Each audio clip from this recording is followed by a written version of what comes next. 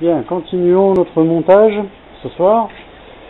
Alors, j'avais oublié de vous indiquer que pour les guignols, par exemple, sur les guignols de profondeur, dérive, etc., il manquait des boulons dans le sachet. J'ai dû rajouter 6 boulons. Voilà, et puis il y avait un autre truc qui manquait aussi, mais je ne sais plus ce que c'était. Bon, sans gravité évidemment. Oui, il manquait aussi des vis qui tiennent, par exemple pour les guignols, il y a les vis, il manquait des vis et des boulons. Voilà, j'ai installé le moteur, donc je vous laisse apprécier les références que vous trouverez sur les grands sites asiatiques, avec un variateur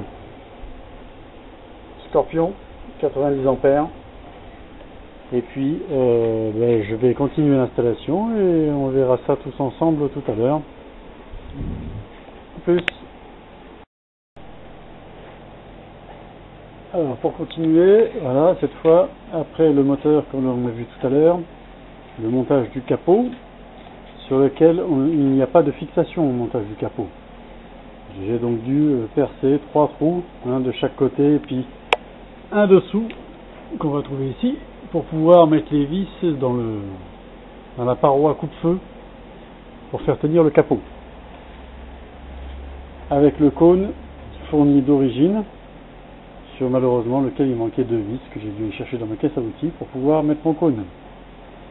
Une hélice électrique en 15-10 APC. Voilà. Pour la suite, à tout à l'heure.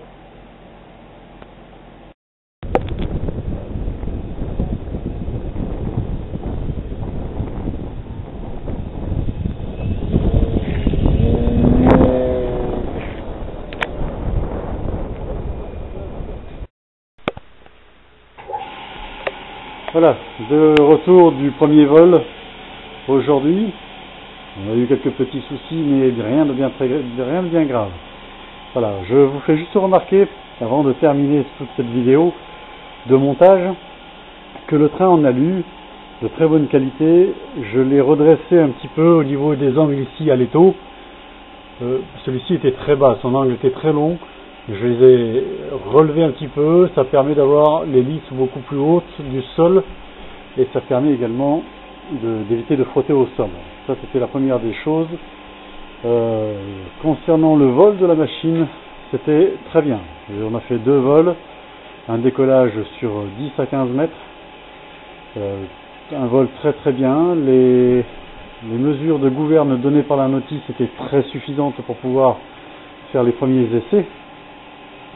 Après, ça mérite peut-être de perfectionner et puis de rajouter peut-être un peu dans les angles et surtout dans la profondeur, dans la direction.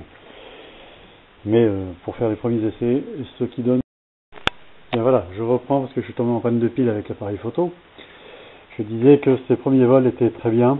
La direction peut-être demande à avoir un peu plus de débattement, mais les indications données par la notice, sont suffisantes pour faire les premiers vols et les premiers atterrissages. Donc le premier vol, un décollage sur environ 10-15 mètres, un atterrissage tout en douceur.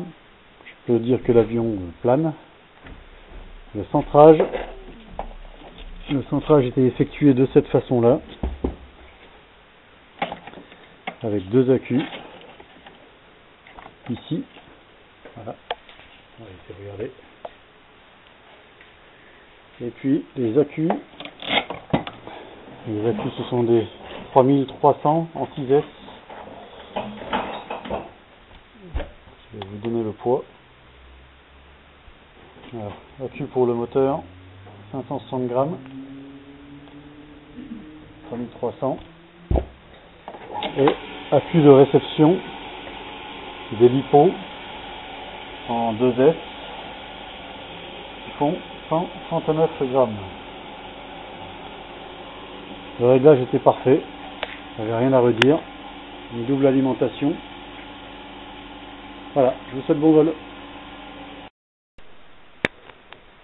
Voilà, pour ceux qui, comme moi, au deuxième vol, pour ceux qui auraient l'intention de faire les mêmes installations, surtout au niveau du moteur pour l'avion, sachez qu'au deuxième vol, bon, le moteur parfait hein, pour cet avion, très bien, suffisamment de couple, suffisamment de vitesse, avec une hélice en 15-10 APC électrique, très bien, ça suffisait largement, c'était très très bien.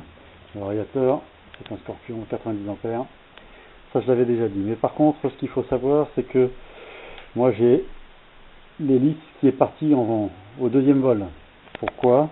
Parce que tel que vous voyez le cône là, que j'essaie de vous montrer, hein, il est tel qu'il est, je l'ai retrouvé par terre. En fait, si on regarde bien la pince, je vais essayer de vous montrer, mais la pince, en fait, elle s'ovalise à l'intérieur et elle ne sert pas au niveau de l'axe du moteur.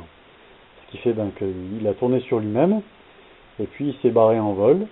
Il m'a arraché tout le capot au passage, hein, évidemment, le capot, bah, lui, il en a pris pour son grade. Et puis le support moteur également, qui en a pris pour son grade. Enfin, c'est sans gravité, j'ai pu reposer l'avion. Il n'est pas cassé, il est entier, donc ça sera vite réparé, mis à part la commande pour un nouveau capot moteur. J'espère que je trouverai la pièce, sinon je vais être obligé d'en fabriquer un. Voilà, alors si jamais vous avez l'intention de mettre ce moteur là, remplacez tout de suite, avant de voler, la pince du support d'hélice. Mettez une pince en aluminium, rachetez-vous un cône, et puis ça devrait être bien plus correct. Et n'oubliez pas peut-être de mettre une goutte de le kit sur la pince. Voilà, ne faites pas la même erreur que moi. À bientôt et bon vol.